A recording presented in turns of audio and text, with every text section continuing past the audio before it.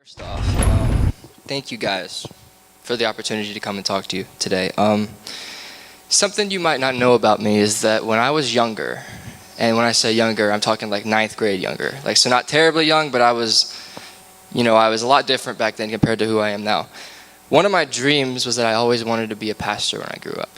I told everybody back in the day, yeah, that's what I want to do with my life. I want to be a pastor. I want to grow up and I want to be able to, lead a big group of people, together, follow them through Christ. And that was like a dream of mine.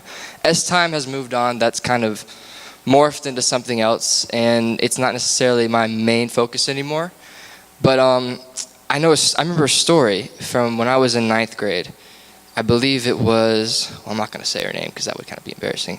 We'll give her a name that might make sense to some people. We'll call her Miss Shower Curtain. And in ninth grade, in Miss Shower Curtain's class, we were doing a certain project that it required everybody to know what you wanted to do when you grew up, what you wanted to be, what you wanted to make of yourself. And she went around the room and she pointed to everybody and she's like, what do you want to do? And back then, we were younger. Everyone had their own separate crazy dream. Everyone wanted to be an actor, a musician. Some people wanted to be a firefighter, a policeman, a doctor. Everyone just wanted to be everything under the sun. We were still kids. We just wanted to do the things we'd always dreamed of doing. And for me, that was to be a pastor. I wanted to be the pastor of a church. And keep in mind, I was the new kid at this school. I didn't know anybody coming in ninth grade. I went to public middle school in 6th through 8th grade. And then I came in as a new kid to a class of 30 people who had known each other basically their entire lives. And so, not knowing anybody, I kind of wanted to, do something that would make me fit in with these people. And so I took on the class clown persona of my class in all of high school. 9th through 12th grade, I was the class clown. And so I had that persona, and then she goes around the class, and she's asking everybody what they want to be when they grow up. And she gets to me, and I'm sitting at the front of the classroom, probably because I was talking, and that's what always happened. I always got put at the front of the class. And I was really confident. I couldn't wait to tell her that I wanted to be a pastor when I grew up. I was like, I want people to hear this. I want people to just know that I am on fire for God and I want to lead people. It might have been more prideful than it needed to be, but she said, Trey, what do you want to be when you grow up? And with extreme confidence, I said, Miss Shower Curtain, I want to be a pastor. She paused for about 2 seconds, and I was like, did I say something wrong? And those 2 seconds passed, and she just started laughing. And I was like, what did I say? And it wasn't like, a slight chuckle. It was like condescending, super loud, obnoxious laughing at what I had just said. And it was sad because that hurt me, but it got worse. As soon as she started laughing, the entire class started laughing too. They started laughing, and even my friends at the time, they started laughing. And I was like, guys, come on, I can do this. I have the ability to do this. Sure, I might not be the best behaved kid in the class, and sure, I might not be, the stereotypical, mold of what you can imagine as a pastor. And I mean, I wasn't, and I never have been, and I don't ever want to be. I want to be different. But for someone who was growing up and wanting to just, follow his dream, that hurt.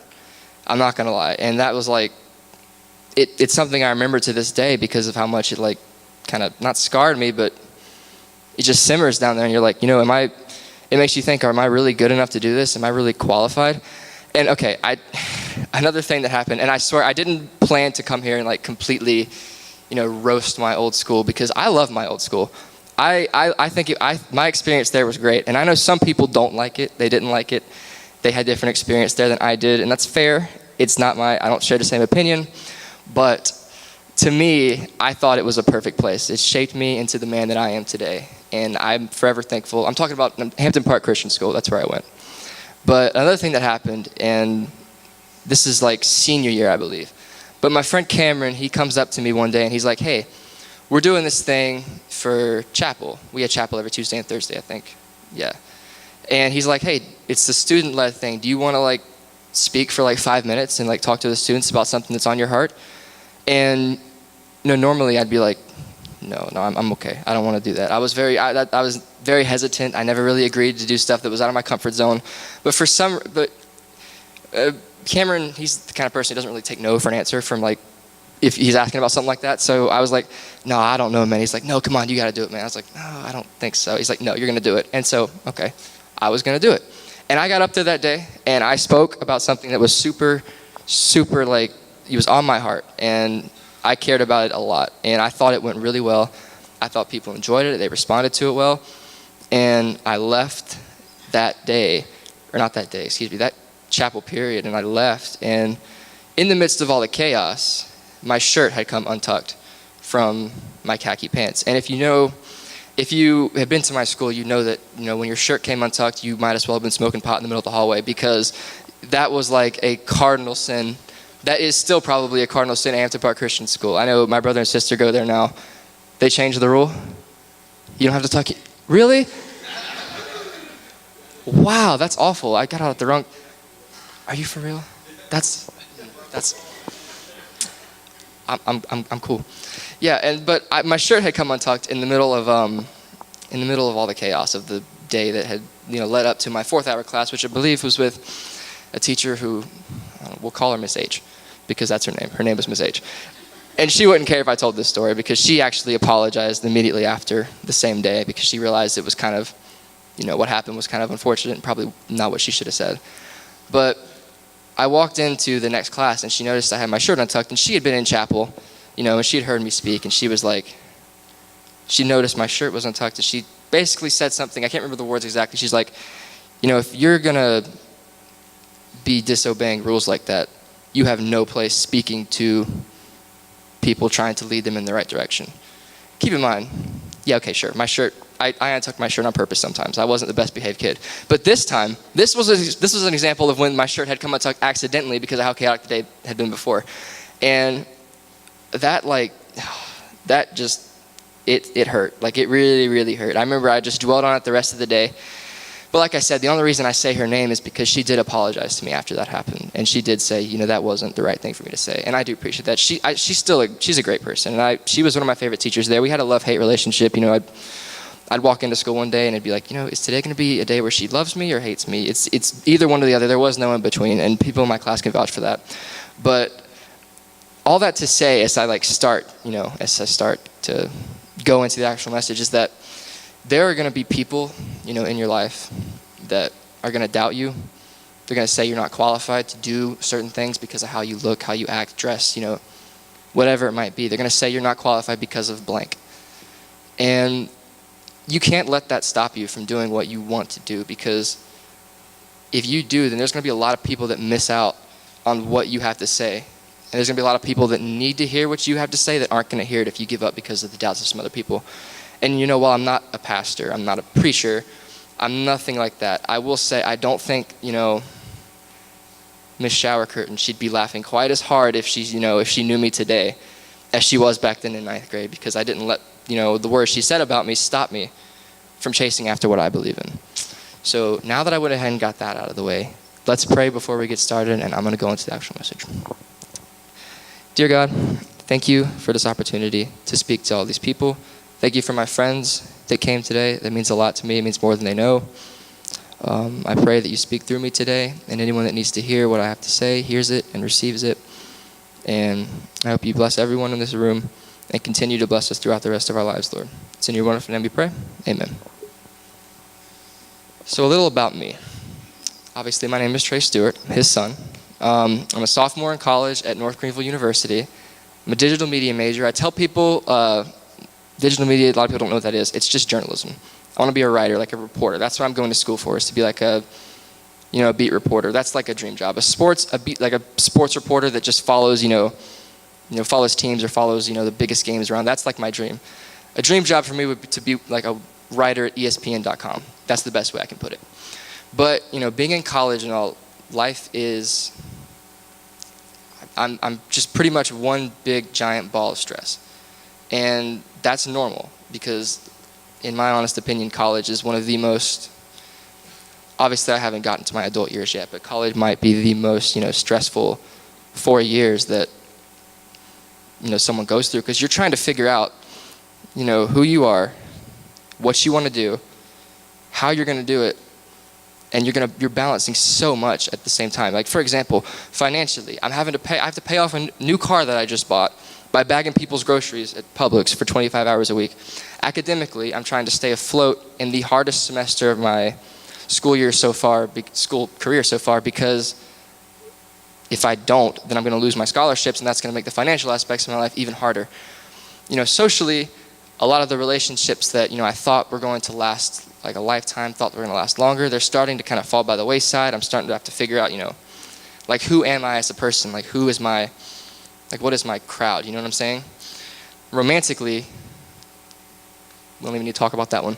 Mentally and emotionally, that's another story for another time, but I'll just say that because of the aspects I mentioned above, both my mental and emotional states, they haven't been the best lately, and they've been a lot of areas where I used to see joy in my life, they're struggling. Like, I don't see the same light in certain areas as I used to. And to be honest, if I'm transparent about the way I see it, and it's what we're going to be talking about today, I'm kind of stuck in a bit of a spiritual valley, like, of my own. I mean, God and we're still in communication consistently, but it's more of like a, come on, Lord, like, what are you doing? That kind of communication. It's not really the right kind of communication is what I'm trying to get at. And I've been, struggling to see the same kind of joy in areas that I used to see joy in all the time. But before I go any further, I do want to make something explicitly clear. My life, by most standards, is pretty darn wonderful. Like, it really is. I have amazing parents, and though we have our fair share of disagreements about clean rooms and all that stuff, they pour into me and invest in me, and they love me to death. And I know that, and sometimes I'm not the best, I'm not the best son to them, but I do appreciate everything they've done for me, because not many people are lucky to have parents like I do. I mean, I get to come home every single day to the open arms of 3 ridiculously adorable, a 4-year-old, a 2-year-old, and a 1-year-old sibling. And they look up, okay, at least Micah looks up to me. Micah looks up to me, and I come home every day, and he'll scream my name when I walk in the door and come give me a hug. And stuff like that, it makes, the harder days, it makes them a lot easier when I have something like that to look forward to when I come home. And just in general, my life is not by the world's standards something that is to be complained about, if that makes sense. It's not a bad life at all. I go to an awesome university. People at that university, they care what I have to say. They've given me, in a sense, like a little bit of like I don't want to say like a platform, like as big as this stage is, like that low of a platform. Like, it's not like I'm some like, oh, he's up here and like everyone else is listening to him. But people do appreciate the words that I write and the things that I have to say. And that is something that I've never really had before, but I have it now, and I can't, thank God enough for that, because it like means the world to me that people listen to what I have to say and like care about it, And like I said, by most earthly standards, I'm pretty well off and have just about everything I could ask for. But I have to make something else explicitly clear. That's that I still struggle. I still struggle like crazy, like overthinking everything that I do. I seek the approval of other people so gosh darn much that I often lose myself in the process. And I oftentimes don't feel complete if I don't have a, like a companion, in a sense. And I struggle a lot with loneliness sometimes. Like, that's one of my biggest issues right now, and I'm going to get to that later. But I don't know. I really dislike when people think that just because someone is well off in terms of, tangible things, oh, they have like money, they have, a great family, they have a great life at home, that they can't still struggle, internally, because people can have everything and still have nothing. Like, they can have everything, but inside they could have nothing. And sometimes that's how I feel. I feel very empty a lot of times. I feel like, I'm not trying to be like I am trying to be super transparent with you, because that's what I'm here to do, but I feel like there's an emptiness like in my heart, so much. And like I said, on the outside, people will probably be like, why? Like, you've got it all, dude. You got it all, kid. Like, what the heck do you have to complain about?